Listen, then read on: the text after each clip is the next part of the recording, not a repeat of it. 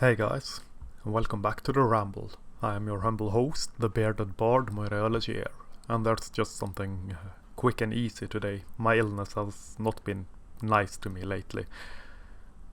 This is Karen in a tub of roses.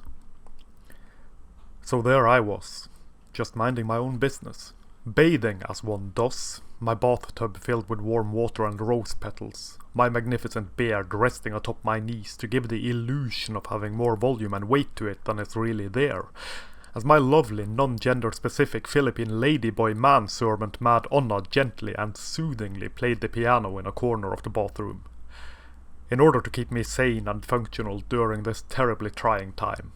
You know what it's like. The air was filled with a sweet scent of fine wine and goop-branded incense to cleanse my chakras and tell me just how goopy I am. And the bath bombs I used. My god, how beautiful and luscious and soothing they all were. This was turning out to be just another Wednesday, such as we all experience any given Wednesday. Nothing special, in other words. Yet, I came to thinking, as so often happens when one is having one's casual Wednesday bath, if there's one thing the beer bug has showed us, if there's one thing we should be truly grateful for during this crazy beverage pandemic, it is this.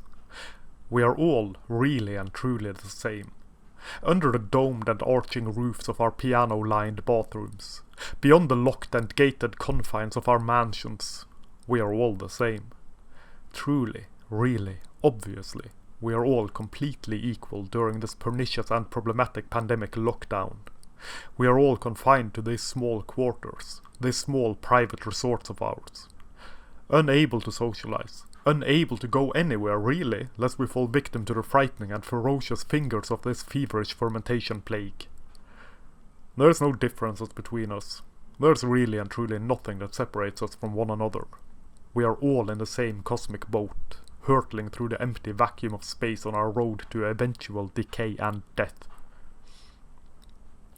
This, I thought, as I rose from my bathtub, bath bomb-coloured water dripping from my flabby body, rose petals tangled in my freshly oiled beard, was such a beautiful, such a profound realization that I took to humming John Lennon's Imagine to myself, wondering as I did so whether or not to call up all my friends for an impromptu sing-along, a very real and awe-inspiring improvised karaoke session as it were.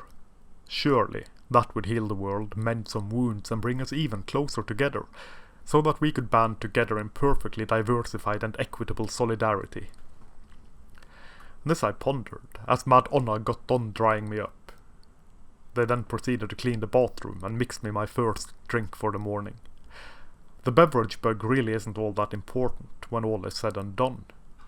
It will pass, and we will all have grown closer and more equal than ever as a result of it. Who knew that a hoppy flu would bring us so much good? But that's me for you, always seeing the positive in everything, trying to turn something negative on its head and use it for what it is worth.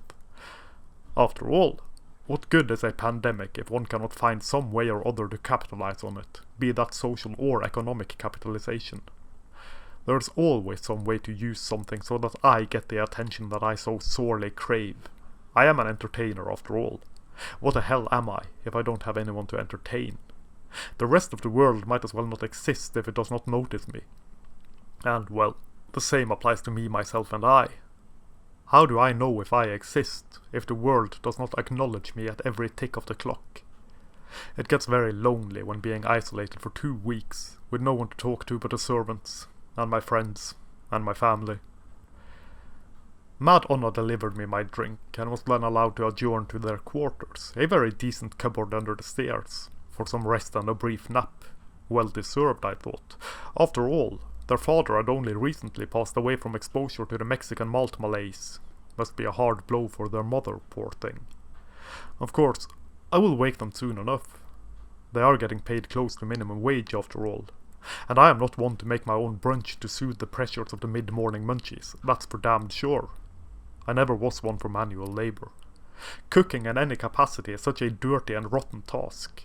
My skin is way too fine and delicate for such work. Good thing that we have manservants. See, that is the main issue I personally have with those who are opposed to immigration. Who the fuck are going to clean our toilets, drive our cars or prepare our food if we don't have open borders? Ourselves?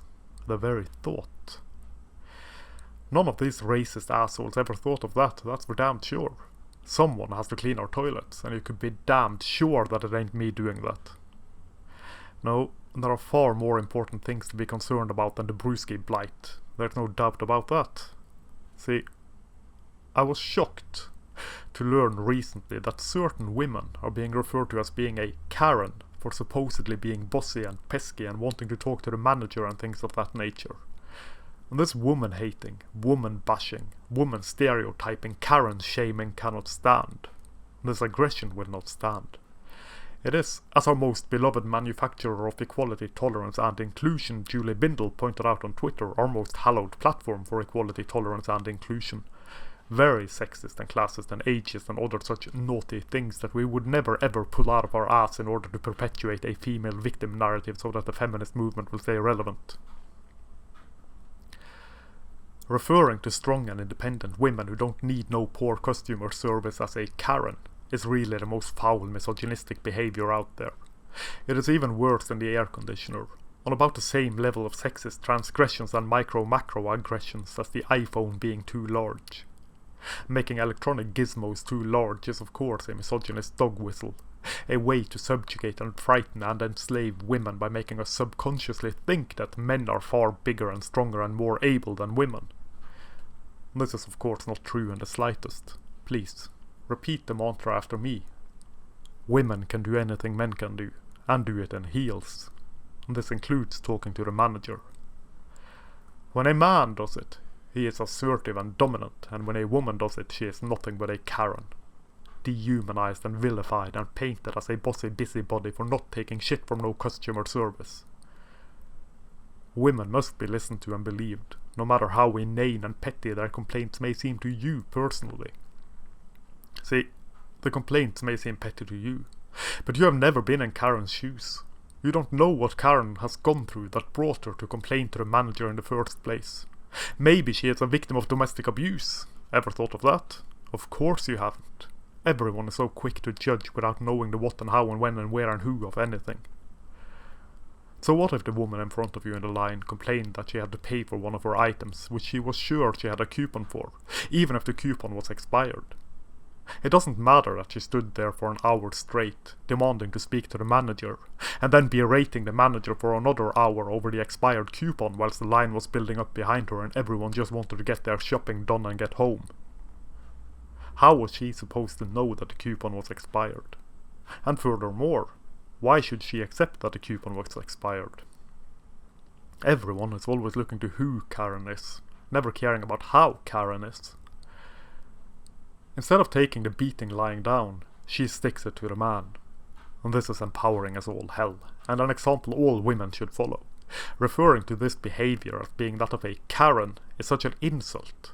Such contempt and hatred shown towards your typical suburbanite soccer mom who has her hands full with juggling her kids' every activity, hovering over them like the loving helicopter parent that she is, showering them with attention and love and making sure that they meet all their assignments by taking care of their homework and so and such for them.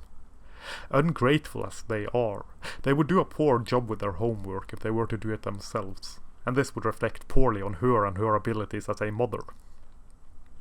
You have no idea how hard these women work, all unpaid emotional labor I might add, to make sure their kids never face any difficulties, never have to overcome any challenges in their lives. And then they have to face being lambasted, ridiculed, smeared and shamed with this gendered slur of Karen for doing nothing but being strong, empowered and independent. It really brings my piss to a boil. So much so, in fact, that I need another drink in order to calm down. I'll wake Madonna soon enough. Half an hour of rest ought to be enough for even the most fatigued Philippine ladyboy. We're all in this together. Equally, wonderfully, diversifiably, rose-petally, elliptically, sing-songingly, imaginingly, attention-seekingly, equitably and inclusively. We are all in this together. Spreading such horrible women hate through the use of slurs such as Karen does nothing but further a misogynistic cause, does nothing but further give rise to toxic masculinity. All these vile men are most definitely struggling with testosterone poisoning of the foulest sort, violent, rapist, incel scum that they are. All men everywhere are responsible for this, and if the misogynist scumbags of the world even experienced one iota of the fear and shame and pure hatred that women experience every single day for nothing but them being women, then that would be the day of reckoning for all oppressive men everywhere. Which is, of course, all men everywhere. We are all contributing to this culture of misogyny through our terrible toxic masculinity, our testosterone poisoning, our very maleness in fact. If all of us mansplaining, manspreading, man-interrupting men ever experienced gendered slurs such as Karen, we would fall to our testosterone-poisoned knees. Our fragile masculinity would be ripped apart at the seams. Our toxic maleness would erupt from deep within the core of our ideological masculinity. Our patriarchal male privilege would flow from the furthest recesses of our pale, male and stale inceldom, and make itself known, make itself manifest in the form of male tears to fill the coffee cups and bathtubs of righteous feminists everywhere. This would then do nothing but prove, once and for all, why they are right for wishing to kill all men. We are, after all, nothing but walking dildos, machines for whom a comparison to animals would be flattering, a segment of the population that ought to be reduced to and maintained at about 10% of the population. Given all this societal hatred towards women, there is no wonder at all that the future, if there is one, is female. I leave you with this, as Madonna is busy in the kitchen, fixing me up a snack. We are all completely equal, and boys are stupid. Throw rocks at them. And that, I think, is that. I hope you enjoyed this, even if you didn't, to quote Paul Elam, and please like, share and subscribe and all that jazz, and I'll catch you next time. This is Muriel Legier, signing off.